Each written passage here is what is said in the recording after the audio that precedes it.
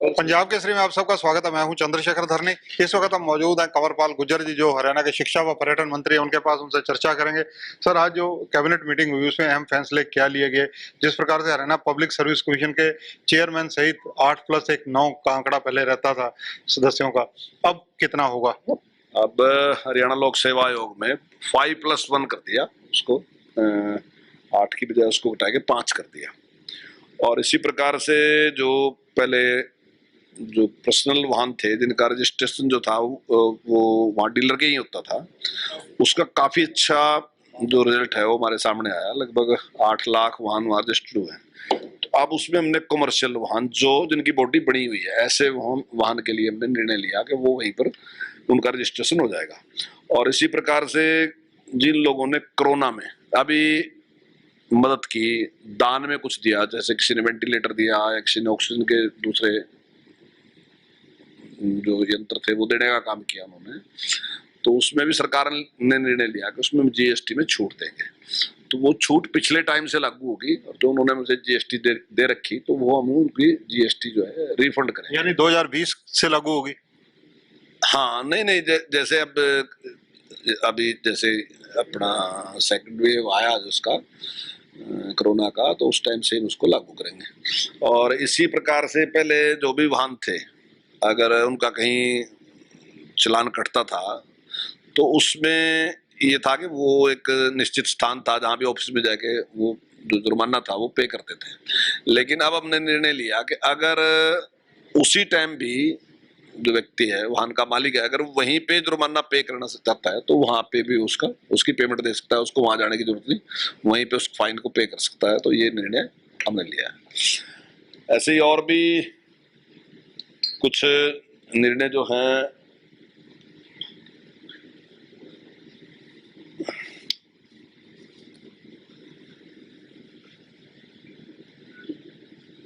इसके अलावा अगर चर्चा की जाए आपके शिक्षा विभाग की मंत्री जी, तो शिक्षा विभाग के अंदर जो छुट्टियां हैं वो 15 दिन बढ़ाने की बात सामने आ रही है। कितना सही है ये मामला?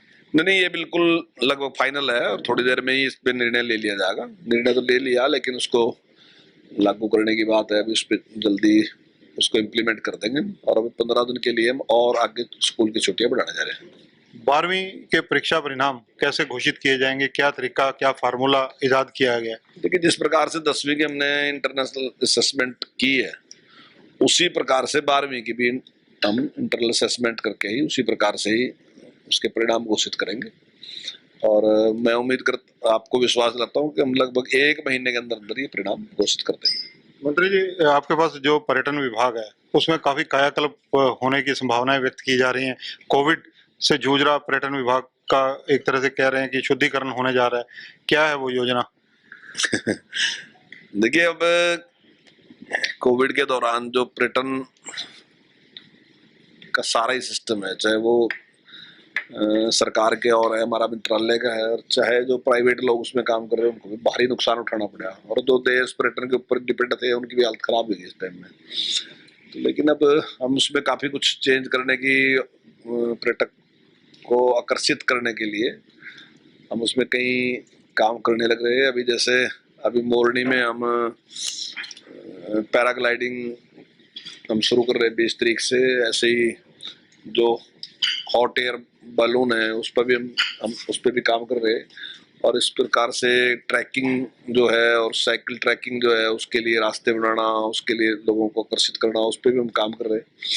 और अब होम स्टे पॉलिसी लेके हम आने लग रहे हैं, फार्म स्टे पॉलिसी लेके आने लग रहे हैं, ताकि प्राइवेट लोग उसमें काम करें और ज्यादा पर्यटक आए। और मैं समझता हूँ कि होम स्टे पॉलिसी से मुझे ऐसा है कि बहुत लाभ होने वाला है, क्योंकि प्राइवेट लोग जब उस पर काम करेंगे तो उससे मुझे लगता है कि अच्छे परिणाम उसके आएंगे, क्योंकि वो ज्यादा सेवा भाव से काम करेंगे। क्योंकि उनको लगता है कि जितना अच्छा व्यवहार वो करेंगे, जितनी अच्छी फैसिलिटी देंगे, उतने ही ग्राहक उनके पास ज्यादा आएंगे। और आज हरियाणा का क्रेज है पूरे देश में, आज हरियाणा के प्रति काफी क्रेज है। लोग देखना चाहते हैं कि हरियाणा के लोग कैसे रहते हैं, क्या वहाँ का सिस्टम है, किस प्रकार का। वैसे तो सभी का होता है। मान लो मैं भी बाहर कहीं जाता हूँ तो मैं भी सोचता हूँ कि आगे गांव में जाऊँ, गांव को देखूँ, ये कैसे रहते हैं, कैसे खेती करते हैं, क्या क्या खाते हैं। सब हर आदमी का इंटरेस्ट होता है वैसे जो भी जाता है। तो इससे जहाँ उसको ठहरने के लिए सस्ती जगह मिलेगी, मतलब ये नहीं कि उसके कम पैसे खर्च होंगे पर्यटक के, वहीं उसको यहाँ का कल्चर जानने का भी अवसर मिलेगा, जो उसकी हर व्यक्ति की इच्छा होती है। तो मैं समझता हूँ कि इससे हमारा पर्यटक बढ़ेगा। मंत्री जी, 26 जून इंदिरा गांधी ने आपातकालीन स्थिति लागू की थी, आपातकाल लागू किया था, तो जो किसान संयुक्त मोर्चा है वो इसको लेकर कहीं ना कहीं एक धड़ा इस वक्त इसे सेलिब्रेट करने के मूड में है। तो बीजेपी पहले से इसको सेलिब्रेट करती है, इसके प्रदर्शन करती है। देखिए, बहुत अच्छी बात है, यानी कि लोगों को जागरूक रहना चाहिए। जो इमरजेंसी थी उसने लोकतंत्र को समाप्त कर दिया था, और जिस प्रकार से लोगों के ऊपर अत्याचार किए गए, क्योंकि सरकार वो है कि इसलिए वो ज्यादा लिखी नहीं गई बातें, लेकिन सच्चाई ये है कि अंग्रेजों को भी माफ कर दिया था, अंग्रेजों को पीछे छोड़ दिया था अत्याचार करने में। और किस प्रकार से लोग बिना किसी बात के, लगभग 85,000 लोग जेल में डाल दिए गए थे, और उसमें सबसे बड़ी जो संख्या थी, लगभग 80,000 जो लोग थे, वो या तो आरएसएस के थे और या जनसंघ के थे। 85,000 में से 80,000 लोग वो थे, और उनके ऊपर जो अत्याचार किए, और छोटे छोटे बच्चों तक के ऊपर भी जिस प्रकार से लाठियां बरसाई गई, जिस प्रकार से अत्याचार किया गया, तो वो ध्यान रहना चाहिए ताकि दोबारा किसी की हिम्मत ना हो ऐसा करने की, किसी की हिम्मत नहीं होनी चाहिए। तो उसके लिए जागरूक रहना बहुत जरूरी है। किसानों का एक धड़ा समर्थन कर रहा है। मैं जो भी किसानों का धड़ा समर्थन कर रहा है, मैं बिल्कुल उनको बधाई देता हूँ इस बात के लिए कि ये ड्यूटी है हर आदमी की। मैं समझता हूँ हर राजनीतिक पार्टी की, हर राजनीतिक व्यक्ति की ड्यूटी है कि इस दौर को ध्यान में रखे वो, कि आने वाले टाइम में कोई भी इस प्रकार का निर्णय न ले सके जो लोकतंत्र को समाप्त करने का हो। कांग्रेस जो अभी तक किसानों के आंदोलन को समर्थन करती आ रही है, उनका यह आरोप सब सामने आ रहा है कि एक धड़ा किसानों का बीजेपी के हाथों में खेल रहा है। मुझे तो लगता है कि कांग्रेस वालों को भी इसका जानकारी लोगों को देनी चाहिए। मतलब लोकतंत्र समाप्त जो किया गया वो किसी पार्टी के लिए नहीं किया गया, व्यक्तिगत केवल और केवल शुद्ध अपने स्वार्थों के लिए किया गया था। केवल श्रीमती इंदिरा गांधी के स्वार्थ थे। श्रीमती इंदिरा गांधी जो थी वो डिस्क्वालीफाई की गई थी, कांग्रेस डिस्क्वालीफाई नहीं की गई थी। कांग्रेस में कोई और बन सकता था, लेकिन उसको लग रहा था अगर मैं नहीं तो फिर कुछ भी नहीं। इसलिए उसने केवल और केवल ये निर्णय जो लिया था, केवल अपने लिए लिया गया था, और जो देश में आंदोलन चल रहे थे आंदोलन को दबाने के लिए उसका प्रयोग उन्होंने किया, और उसके लिए उन्होंने बहुत भयंकर अत्याचार जो है देश की जनता के ऊपर किए थे। तो निश्चित तौर से लोगों को उसकी जानकारी होनी चाहिए, ताकि भविष्य में इस प्रकार का दोबारा कभी इस प्रकार का ना दोहराया जाए। किसानों का आंदोलन यथावत जारी है। 13 मुलाकातों, 13 वार्ताओं के दौर के बावजूद, तो कैसे मनाएंगे आप किसानों को? अब ये नहीं पता जारी क्यों है। सबसे बड़ा मुश्किल काम ये है कि यही नहीं पता आज तक चला कि आंदोलन है किस बात के नाम का। जो चीजें सारी किसान के हित में है, सब कुछ किसान के हित में है, तो उसमें आंदोलन क्यों है? अब अभी तक जो है ना दूसरी बातें भी कही, सुधार की बातें भी कही, वो भी कोई किसान के हित की बातें नहीं थी। वो भी इन्होंने कहा कि भाई हम इसको नहीं चाहते कि एसडीएम के पास ही आपने पावर दी कि एसडीएम हमारी इसको सुनेगा, तो कोर्ट में क्यों नहीं जा सकता? मैं अपने किसान भाइयों से पूछना चाहता हूं कि उसमें एक लिमिट कर दी कि 30 दिन के अंदर अंदर आपने निर्णय देना होगा, निर्णय इंप्लीमेंट होगा। लेकिन कोर्ट तो 5 साल भी नहीं करती। 2 एकड़ का किसान 5 साल तक कोर्ट में जता रहेगा इस बात के लिए? वो बेचारा छोड़ ही देगा उसको। जो था वो सही था, ये जो करवाने लग रहे वो गलत करवाने लग रहे।